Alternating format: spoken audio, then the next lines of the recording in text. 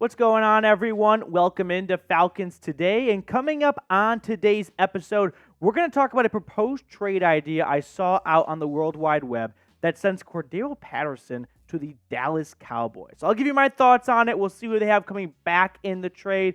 But before we get into the meat and potatoes of this trade, we got a new guy here at Chat Sports. Everyone clap it up for Chris. He came in on a Sunday to get some extra reps in. And I know Chris is a big Braves fan, so hey, after the Falcons, if the Braves are your favorite team or your second favorite team, like the video. Now, if it's not the Braves, comment down below who your favorite team is after the Falcons. I know for Chris, it goes Braves, and then it goes Alabama football, which as a Tennessee grad, I can't even remember the last time Bama beat Tennessee. That feels so long ago. So with that being said, let me know who your second favorite team is. And now let's talk about Cordarrelle Patterson, because Heavy.com, which is one of the best publications out there, suggested a trade that sends Patterson to the Cowboys. Now, CP84 has been the center of some trade talk, chatter, buzz, if you will, ever since Atlanta went Bijan Robinson in the top 10, because you retain Tyler Algier,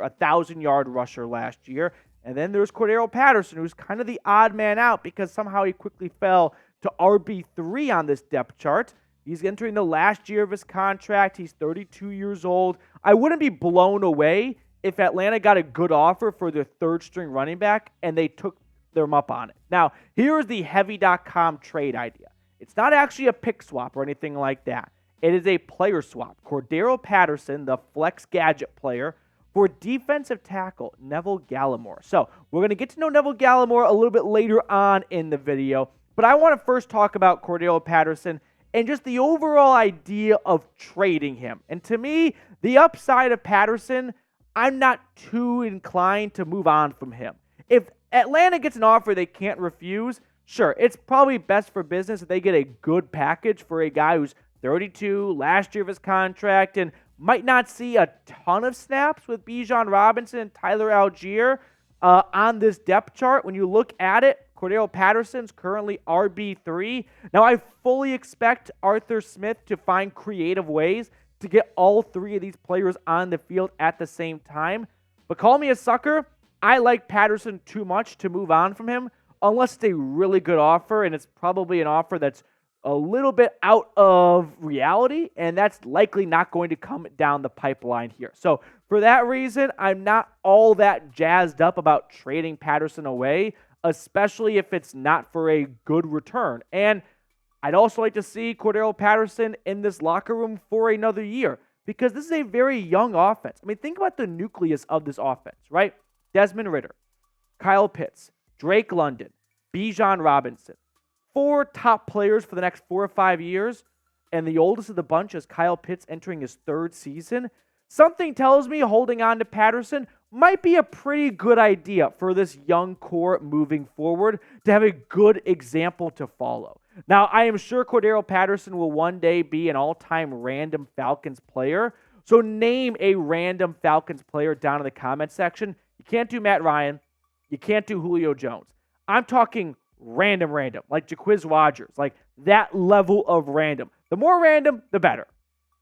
Now, so far with the Falcons, Patterson has been brilliant, right?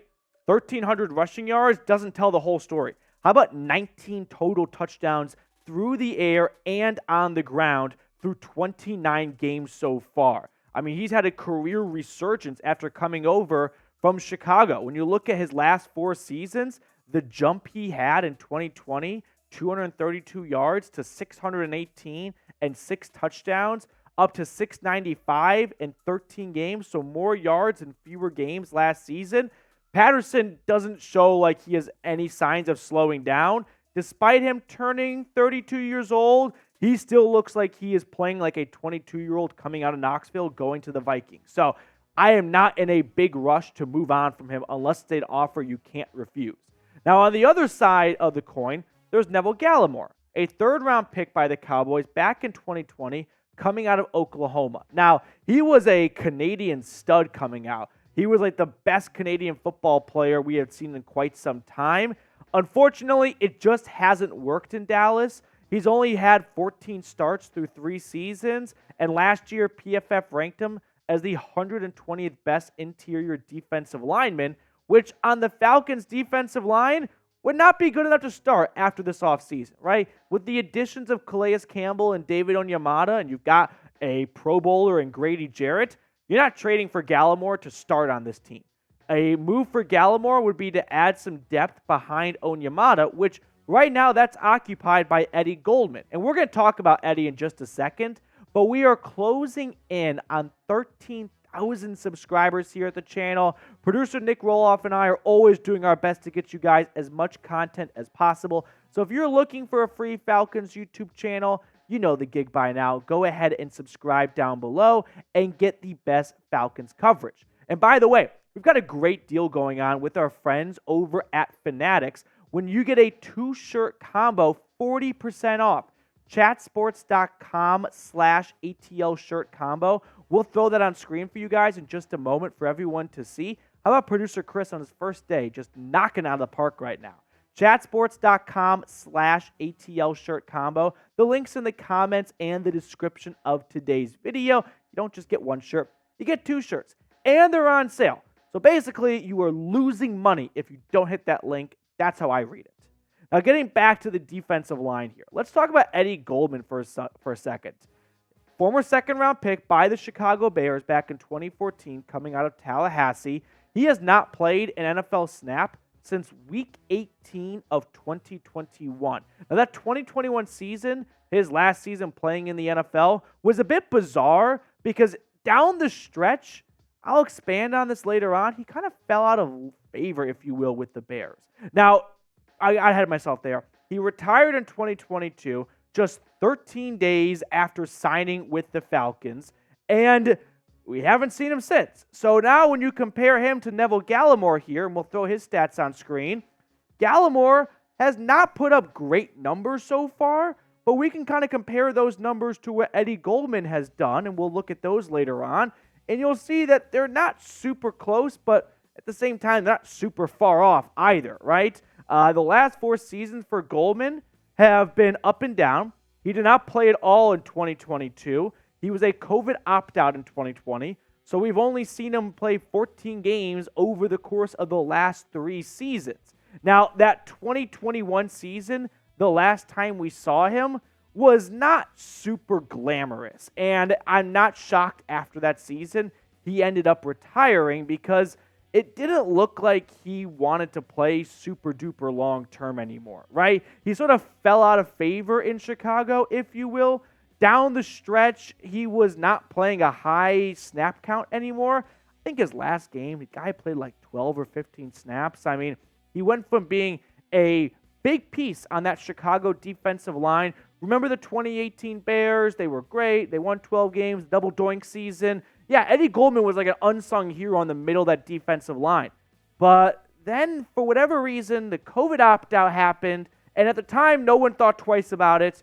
But then he retired 2 years later, and in between, he didn't look like he really wanted to play football that much. So when he retired, the folks up in the Windy City were like, we kind of saw this one coming. He just wanted to be another Ryan Pace Bear in Atlanta. So the Eddie Goldman situation is the ultimate wild card here. That's what I'm really getting at.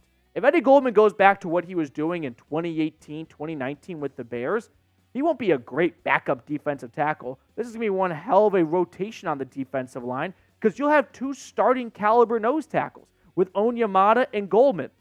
But at the same time, I really wouldn't be surprised if Eddie Goldman comes out of retirement now after retiring just 13 days after signing with the Falcons last year, and maybe isn't in all that great a football shape with the pads on. I mean, through OTAs and minicamp, there's no contact. They're just bumping titties for a couple of days. So we will learn a lot more about Eddie Goldman's football shape when the shells come on and the August heat is out in Flowery Branch.